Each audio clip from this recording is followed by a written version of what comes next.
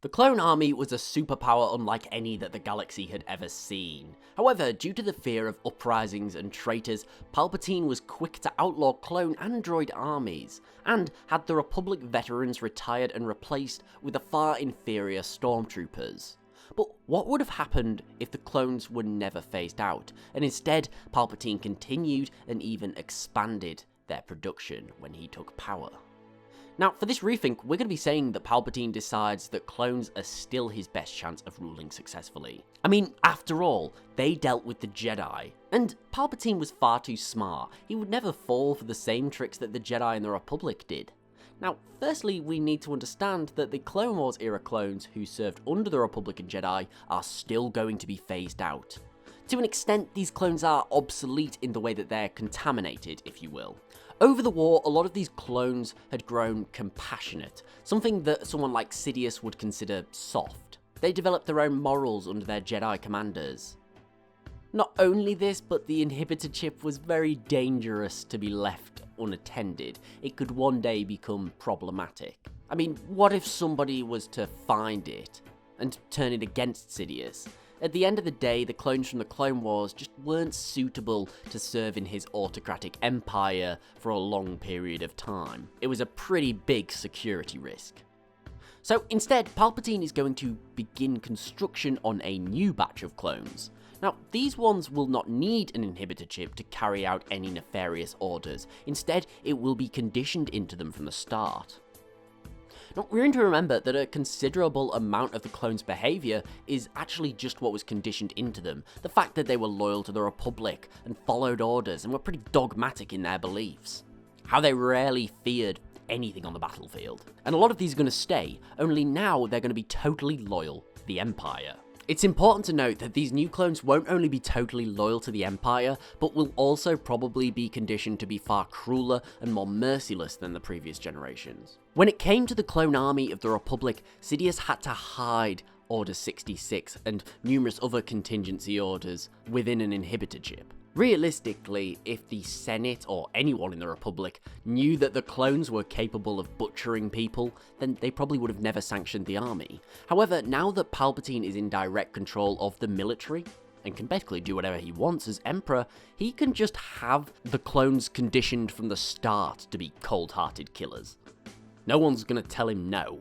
The new military codex would allow these clones to commit horrific crimes, and ultimately they would do anything. They are just loyal to Palpatine and his sycophants. Now, this is going to, of course, have a huge knock-on effect for the rest of the galaxy. For one, I believe that the Kaminoans will more or less just be enslaved. Now, Palpatine really didn't trust anyone, and he had an anti-alien agenda. The Kaminoans posed a threat.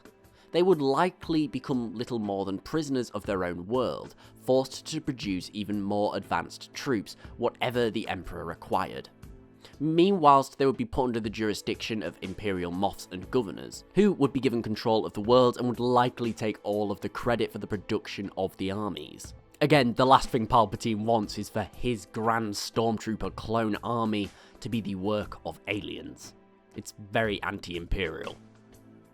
Now, as we did mention on a previous video, one of the biggest reasons human citizens were needed in the army was due to the humanitarian crisis from the Clone Wars. Ultimately, the Empire needed to put those hands to work before he found them wrapping around their necks. Now, this humanitarian crisis is going to be far worse in this timeline, as refugees from the Clone Wars will be far more plentiful and restless, as there's not as many jobs in the military for them to take. Now, I believe that Palpatine could deal with this, and probably would deal with it in the cruelest way imaginable. As I said, Sidious needs an anti-alien sentiment to remain in power, and this crisis gives him a huge opportunity to support this. I believe that at the end of the day, Palpatine will simply take wealth from the alien world that had not suffered too much in the Clone Wars, and then just give it to the humans. This is a very common tactic used by authoritarians to divide populations, even in the real world. It essentially keeps them at each other's throats and away from theirs. Essentially, we're looking at a galaxy where bigotry against aliens and this sentiment of human superiority is going to be far more prominent and in your face than even in our own timeline under the Empire. It's definitely going to lead to a far more human-centralized galaxy, where even the clone troopers will probably have more respect and rights than aliens. This will of course lead to unimaginable hardships for non-humans. However, Sidious would see that his clone army would do anything that he said. And what's meant by that is that it doesn't really matter how awfully he treat the aliens, because the new clones would simply keep them in line. Now, this differs from the Stormtroopers a great deal. You see, the thing is about Stormtroopers is that even those who were totally loyal to the Empire were still human. They still needed to rationalize their cruelty towards aliens. They still needed to rationalize their ability to prop up this evil regime. However, since Sidious is now using clones, there isn't really any rationale needed. It's simple that the clones are just conditioned to be this way. The clones are conditioned to do whatever their commanding officer says. The clones are conditioned to dislike aliens, and the clones are conditioned to maybe even be cruel to anybody who they see as undesirable, if you will, which is all non-humans. And what this means at the end of the day is that the Imperial military would probably be more heavy-handed than ever before. Essentially, these new Imperial clones would behave far more like droids, carrying out any and all atrocities that were required of them, mostly on innocent non-humans who just became a bit of a nuisance to Sidious's regime. It's important to say as well that the rebellion in this timeline is probably going to be defeated. Simply put, the Imperial clones would be far superior to our own timeline Stormtroopers.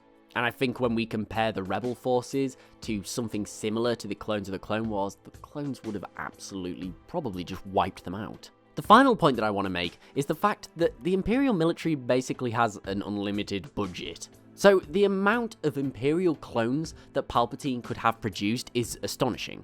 Remember, Sidious managed to secure the galaxy with a few million. Now imagine what he could do with, say, 100 million.